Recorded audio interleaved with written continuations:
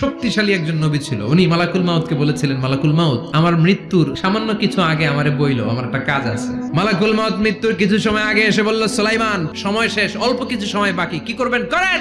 সাইয়েদনা সুলাইমান জিনদেরকে ডাকলো, ও জিনেরা, বিশাল একটা প্রজেক্ট আছে, প্রজেক্টে কাজ শুরু করো। আর কিছু জিনকে বলল, চারদিকে গ্লাস ফিটিং করা একটা রুম বানাও। সাইয়েদনা সুলাইমান আলাইহিস সালাম গ্লাস ফিটিং করা রুমের ভেতরে ঢুকলেন। এই রুমে ঢুকার দরজা নাই, হাতে একটা লাঠি নিলেন, লাঠির মধ্যে ভর করে দাঁড়িয়ে রইলেন আর জিনদের দিকে তাকিয়ে রইলেন। জিনেরা এত বদমাশ ছিল, সাইয়েদনা সুলাইমান দাঁড়িয়ে না থাকলে কাজ করতো না, দাঁড়ায় না থাকলে আজও লোকজন কাজ করতে চায় না, ঠিক কিনা?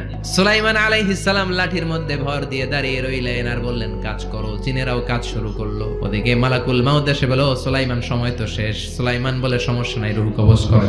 মালাকুল মাউত ওইভাবে লাঠিতে ভর দেওয়া অবস্থায়, দাঁড়ানো অবস্থায় সাইয়েদনা সুলাইমান আলাইহিস সালামের রূহ কবজ করে নিলেন। উনি এমন ভাবে দাঁড়িয়েছেন, রূহ চলে গেল, লাশ হয়ে দাঁড়িয়ে রইলেন। লাঠির মধ্যে দাঁড়িয়ে আছেন, জমিনের মধ্যে লুটিয়ে পড়ে নাই। সুবহানাল্লাহ।